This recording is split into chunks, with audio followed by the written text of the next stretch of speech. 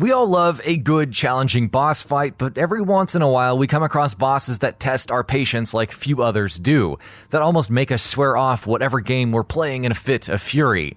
This is a feature dedicated to 15 such bosses. Valkyrie Queen, God of War. God of War 2018 might not stand toe-to-toe with the likes of God of War 2 and 3 as far as the sheer quantity of bonkers set-piece boss fights is concerned, but the optional fights against the Valkyries almost made up for that, and the Valkyrie Queen was the hardest, most memorable of them all. Countless God of War players have gone up against her again and again and again and come away with nothing to show for it. Of course, that swelling sense of satisfaction you get when and if you do beat her is an excellent reward in and of itself. WHITNEY, Pokemon Gold and Silver. Remember when Pokemon games weren't cakewalks? Yeah, it was long ago, but still. The fight against Johto's third gym leader, WHITNEY, was one of the hardest fights in that game, surprisingly enough.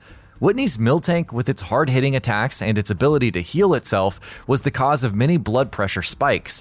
And though she might not seem like much on repeat playthroughs, but with the benefit of hindsight, WHITNEY proved to be a surprisingly formidable foe when we first fought her. M. Bison, Street Fighter II.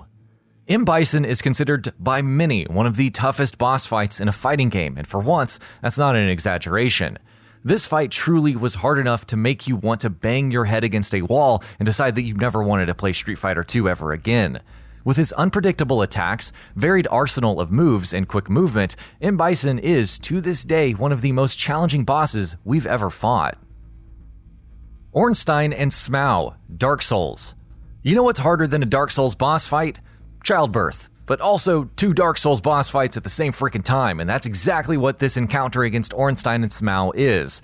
This deadly duo of a close-ranged hitter and a long-range striker has been the reason for many broken controllers, and continues to be to this day. Even once you take one of them down, the fight doesn't get much easier, since the remaining boss absorbs the power of his fallen comrade to become even more powerful. If you ever wanted to show someone how gleefully sadistic the Souls franchise can be, this would be a perfect demonstration. Nameless King, Dark Souls 3. Often considered one of the best, most epic, and most challenging boss fights in the Dark Souls trilogy, the Nameless King is a true and unadulterated test of your skills. From the first phase of the fight, which sees you taking down the King's dragon and avoiding its jets of flame, to the second phase, which has you going up against the King himself, mano a mano. This is a boss fight that demands you to be at the top of your game, constantly, with not even a single lapse in concentration, no matter how minuscule. Guardian Ape, Sekiro Shadows Die Twice. Pure nightmare fuel. In terms of pure mechanical difficulty, there are certainly harder bosses than the Guardian Ape in Sekiro, though not many, but the combination of its design, its moves, and the fact that it's a literal monkey makes it shockingly tough. It's a literal poop-flinging monkey with literal poisonous farts, not to mention the fact that it can leap at you from like a gazillion feet away. After you cut off its head and revel in your hard-fought victory, it even comes back to fight you without a head, but with a sword, to really drive your frustration up a wall. Orphan of Kos, Bloodborne. The Orphan of Kos from the Old Hunters is that rarely seen and terrifying blend of a boss that's not only nightmarishly difficult, but also horrifying to look at. Both the stages of this fight are an ordeal to get through, with this monstrosity having devastating attacks in its arsenal that can hit you like a ton of bricks, regardless of how far away you stand from it, while its horrific screams and the generally uneasy atmosphere makes it that much more challenging. There's no shortage of tough boss encounters in Bloodborne, but this is probably the hardest of them all. Mike Tyson, Punch-Out! It makes sense that Mike Tyson would come up as the final boss in a game titled Mike Tyson's Punch-Out, and in true old-school fashion, this is a gruelingly hard boss fight, almost infamously so. Good old Kid Dynamite lives up to his name as the greatest boxer ever, with a flurry of attacks that are none too easy to dodge. It's a true test of skill, and one that many still haven't been able to conquer. ALMA, Ninja Gaiden. Ninja Gaiden's 2004 reboot successfully revived the franchise with its character action gameplay, while also successfully replicating its predecessor's tendency to really test players. The boss fight against ALMA was emblematic of that. With her combination of speed and formidable attacks, ALMA was by far the hardest boss in the entire game, and for a game that was as challenging as Ninja Gaiden was, that's really saying something. Yellow Devil, Mega Man. Mega Man as a series has always prided itself on gruelingly tough boss encounters and challenging gameplay even outside of boss fights, and it all started, of course, with the very first game. The boss fight that exemplifies this better than all others is the one against Yellow Devil. It's a battle of attrition, with the big yellow blob attacking you relentlessly with devastating strikes and only exposing its tiny weak spot for tiny windows.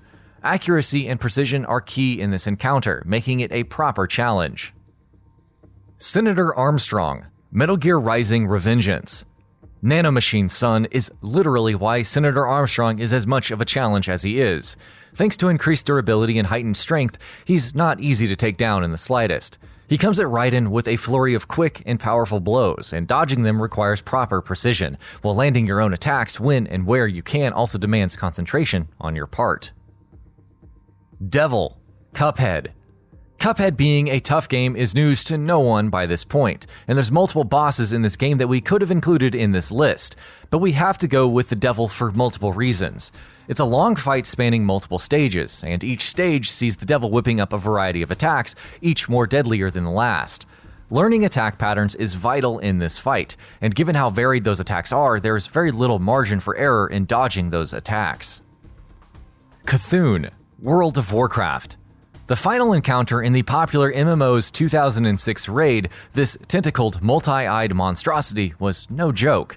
Insta-kill attacks, a varied arsenal of moves, and an endless ocean of health turned it into an absolute nightmare, to the point where massive raid groups together would go hours fighting against it, but still not able to come away with much success. Blizzard eventually nerfed this fight when they realized that it was, to put it bluntly, flat out broken. Emerald Weapon, Final Fantasy VII. The Emerald Weapon is the poster boy for daunting, nearly impossible boss fights in classic old-school RPGs. If its arsenal of multiple attacks that can knock out your entire party in one hit isn't enough for you, the fact that it's got a whopping 1 million HP will surely give you pause. And if that still isn't enough for you, you also have to take it down within a time limit of 20 minutes, unless you also have the underwater materia.